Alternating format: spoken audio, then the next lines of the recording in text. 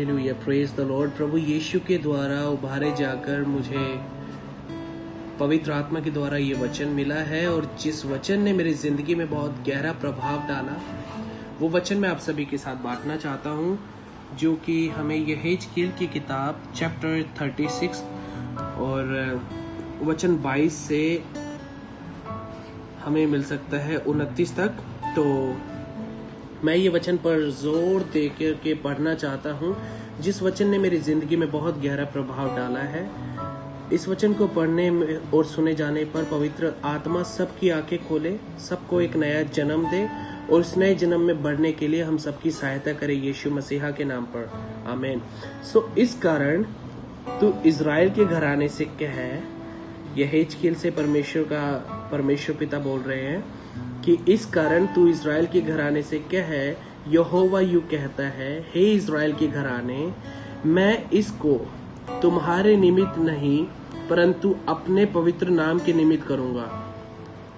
मैं इसको तुम्हारे निमित्त नहीं, मतलब एक नए जन्म को, नए दिल को, एक नई स्वभाव को उत्पन्न करूंगा। मैं तुम्हें अपने मार्गों पर चलाऊंगा, अपनी शक्ति से चलाऊंगा, और मैं तुम पर शुद्ध जल छिड़कूंगा। ये तुम्हारे निमित्त नहीं कि तुम्हारे इतने भले काम नहीं है, तुम्हारा इतना अद्भुत मेरे साथ रिश्ता नहीं है, मैं तुम्हारे योग्यता के हिसाब से मैं तुम पर नया जन्म नहीं दूंगा। ये तुम्हारे निमित्त नहीं होगा, परंतु मैं इसको अपने पवित्र नाम के निमित्त करता हूँ, जिसे तुमने उन जातियों में अपवित्र ठहराया जहां तुम गए थे। हमने परमेश्वर का नाम अपने घर में अपवित्र किया है। हमने परमेश्वर का नाम अपने पड़ोस में, अपने दोस्तों में, अपने रिश्तेदारों में, सब जगहों में हमने परमेश्वर के नाम को अपमान किया, बदनाम किया। लेकिन परमेश्वर पिता अपने पवित्र नाम को अपने सामर्थ से, अपने पवित्र आत्मा के द्वारा, अपने नए जन्म के द्वारा हमारे जीवन में, हमारे गांव में, हमारे देश में, हमारे घराने में, हमारे परिवार में अपने नाम को पवित्र ठहराएंगे, आमीन। Very good. 23 वचन, मैं अपने बड़े नाम को पवित्र ठहराऊंगा जो तुमने जातियों में अपवित्र ठहराया। नोटिस करें, मैं अपने बड़े नाम को पवित्र ठहराऊंगा जिसे तुमने जातियों में अपवित्र ठहराया, जिसे तुमने उनके बीच में अपवित्र किया। परमेश्वर पिता बोलते कि मैं करूंगा ये। जब मैं उनकी दृष्टि में तुम्हारे बीच पवित्र ठहरूंगा, तब वे जातियां जान लेंगी कि मैं यहोवा हूँ। परमेश्वर यहोवा की यह वाणी है। वो अपने नाम को पवित्र ठहराएंगे अपनी शक्ति से, अपने नए जन्म के द्वारा। मैं तुमको जातियों में से ले लूंगा।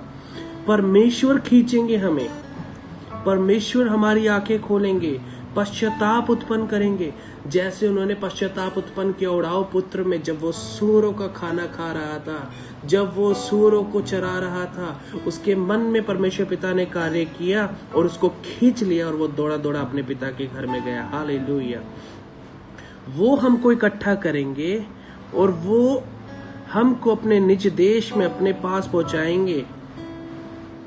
मैं तुमको तुम्हारी सारी अशुद्धता और मूर्तों से शुद्ध करूंगा। 25 वचन बहुत सामर्थी है। प्रभु हमें हमारी सारी अशुद्धता से आजाद करेंगे, हमें शुद्ध करेंगे। मैं तुम पर शुद्ध जल छिड़कूंगा और तुम शुद्ध हो जाओगे। वाह, हालेलुया। परमेश्वर हमारी सारी अशुद्धता से और मूर्तों से शुद्ध करेंगे, और वो हम पर शुद्ध जल छिड़केंगे।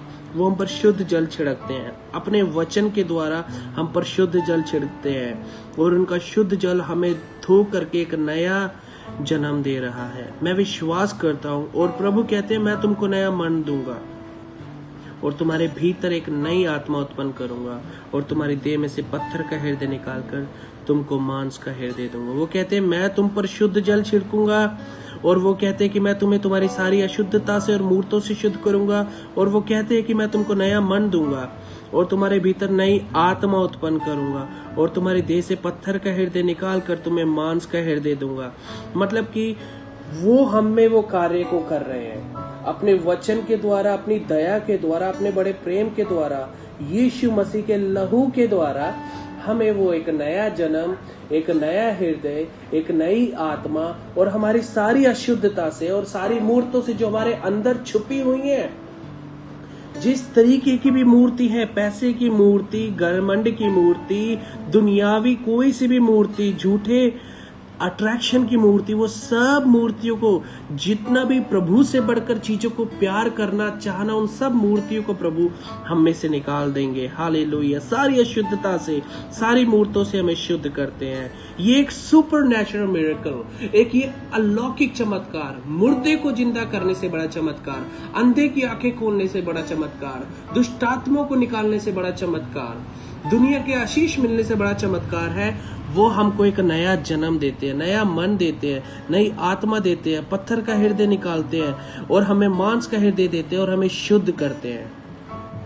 और तो और वो हमें अपने वचन के द्वारा, अपने देखो 26 वचन को ही 27 वचन को पूरा करेंगे। मैं अपना आत्मा तुम्हारे भीतर देकर ऐसा करूंगा कि तुम मेरी विधियों पर चलोगे और मेरे नियमों को मानकर उनके अनुसार करोगे। हालेलुया। मतलब कि एक सुपर नेचुरल मिरेकल होगा, वो अपने पवित्र आत्मा के द्वारा हमें अपनी विधियों पर चलाएंगे, अपने नियमों को हमारे अंदर डालेंगे, क्योंकि उन्होंने बोला है, इब्रानियों की किताब में बहुत अच्छा बोला है परमेश्वर पिता ने। उनका मैं धन्यवाद करता हूँ कि उन्होंने ये भेद नए नियम में अपनी कलीसियाओं पर और अपने चुने हुए लोगों पर प्रकट किया। वो कितने सामर्थी बात है जो उन्होंने हम पर प्रकट की है। इसको हम इब्रानियों 10:16 में पढ़ते हैं, जहाँ लिखा है, प्रभु कहते हैं जो वाचा मैं उन दिनों के बाद उनसे बांधूंगा वह यह है, उनसे किनसे? इजराइल से और उसकी कलीसिया से। यीशु मसीह के लहू पर, यीशु मसीह के बलिदान पर जो यकीन करते हैं, यीशु मसीह को उद्धार करता जो करके ग्रहण करते हैं, अपने कर्मों पर विश्वास नहीं करते, उनसे वो कहते कि मैं उनसे एक वाचा बांधूंगा। वो ये है कि मैं उनके हृदय पर अपने नियम लिखूंगा और मैं उनके विवेक में डालूंगा। परमेश्वर पिता हमारे विवेक में अपने नियम डालते हैं और हमारे हृदय पर अपने नियम लिखते हैं। फिर परमेश्वर पिता कहते हैं, मैं उनके पापों को और अधर्म के कामों को फिर कभी स्मरण ना करूंगा। चाहे हम अपने पापों को याद रखें, क्योंकि वो हम भूलेंगे नहीं कि हम कितने बड़े पापी और कुकर्मी थे। यीशु मसीह के लहू के द्वारा हम धर्मी ठहर चुके हैं और उस धार्मिकता में हम बढ़ रहे हैं और उस पवित्रताई में हम यीशु मसीह के नए जन्म के द्वारा बढ़ रहे हैं और वो पवित्र आत्मा के द्वारा हमें चला रहे हैं। और उन्होंने हमारे विवेक में अपने नियम डाले हैं और वो हमें अपने वायदे के द्वारा चला रहे हैं। वो कह रहे हैं कि मैं आपके पापों को और अधर्म को कभी स्मरण ना करूंगा, क्योंकि पहला यूहन्ना 1:9 में लिखा है, बहुत अच्छा वायदा है जो पहला यूहन्ना 1:9 में लिखा है, जिसके विषय में प्रभु हमसे ये कहना चाह रहे हैं। पहला यूहन्ना 1:9 में, यदि हम अपने पापों को मान ले तो वह हमारे पापों को क्षमा करने और हमें सब अधर्म से शुद्ध करने में विश्वास योग्य और धर्मी है। हम अपने पापों को मानते हैं और हम अपने अधर्मों को भी मानते हैं। वो हमारे पापों से और अधर्म से शुद्ध करने में विश्वास योग्य धर्मी है। अधर्म क्या है? जो हमने दूसरों के साथ अधार्मिकता से, उनके साथ कुकर्म किया, उनके साथ हमने बहुत बुरे व्यवहार किए, उनके हमने चीटिंग की, उनको हमने धोखा दिया। उस अधर्म को भी अगर हम रो रो के तौबा करते हैं और उनको हम अपने जीवन से, हम लोगों के साथ फिर वो भलाई करते हैं, जैसे